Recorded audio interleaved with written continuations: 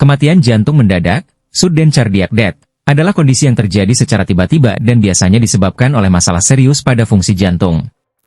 Dalam banyak kasus, ini disebabkan oleh aritmia atau gangguan irama jantung yang menyebabkan henti jantung mendadak, cardiac arrest, di mana jantung berhenti memompa darah secara efektif ke seluruh tubuh.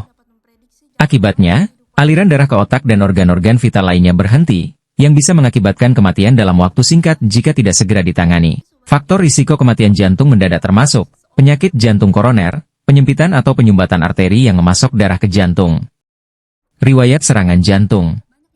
Aritmia ventrikular, gangguan ritme jantung yang abnormal di ruang jantung bagian bawah. Kelainan genetik, beberapa kondisi genetik dapat memengaruhi sistem listrik jantung. Usia dan jenis kelamin, pria dan orang yang lebih tua memiliki risiko lebih tinggi. Gejala-gejala seringkali datang tiba-tiba dan tanpa peringatan, seperti pingsan, nyeri dada, atau sesak napas. Tetapi dalam beberapa kasus, kematian terjadi tanpa gejala yang jelas. Penanganan darurat berupa CPR, resusitasi jantung paru, dan defibrilasi sangat penting untuk meningkatkan peluang bertahan hidup. Enar, menurut RSJPD harapan kita, kematian jantung mendadak, sudden cardiac death, terjadi ketika jantung secara tiba-tiba berhenti memompa darah akibat masalah kardiovaskular yang serius. Ini adalah kondisi darurat yang terjadi dengan sangat cepat dan seringkali tanpa peringatan. Pada henti jantung mendadak, jantung berhenti bekerja secara efektif sehingga aliran darah yang mengandung oksigen tidak bisa mencapai organ-organ vital, termasuk otak. Tanpa suplai oksigen yang cukup, sel-sel otak dan organ lainnya akan mulai mati dalam hitungan menit.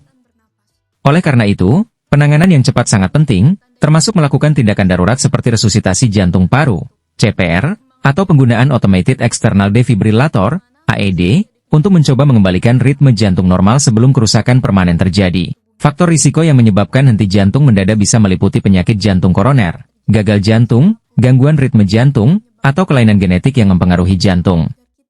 Kematian jantung mendadak memang memiliki beberapa faktor risiko yang signifikan, terutama terkait dengan kondisi kardiovaskular yang ada sebelumnya. Berikut adalah penjelasan tentang dua risiko utama yang disebutkan. 1. Serangan jantung sebelumnya. Jika seseorang pernah mengalami serangan jantung, mereka memiliki risiko yang lebih besar untuk mengalami kematian jantung mendadak. Hal ini karena serangan jantung dapat merusak otot jantung, mengganggu kemampuan jantung untuk memompa darah, dan menciptakan jaringan parut di jantung yang bisa memicu gangguan irama jantung, aritmia, penyebab utama henti jantung mendadak. 2. Penyakit arteri koroner. Penyakit arteri koroner adalah kondisi di mana arteri yang memasok darah ke jantung menyempit atau tersumbat oleh penumpukan plak, aterosklerosis. Plak ini dapat mengurangi aliran darah ke otot jantung dan menyebabkan kerusakan jantung atau aritmia yang memicu henti jantung.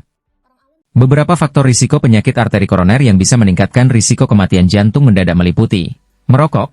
Merokok dapat merusak pembuluh darah dan meningkatkan risiko pembentukan plak. Riwayat keluarga penyakit kardiovaskular, genetika memainkan peran penting dalam risiko mengembangkan penyakit jantung. Kolesterol tinggi. Kolesterol yang tinggi dapat memicu pembentukan plak di arteri, mengurangi aliran darah ke jantung.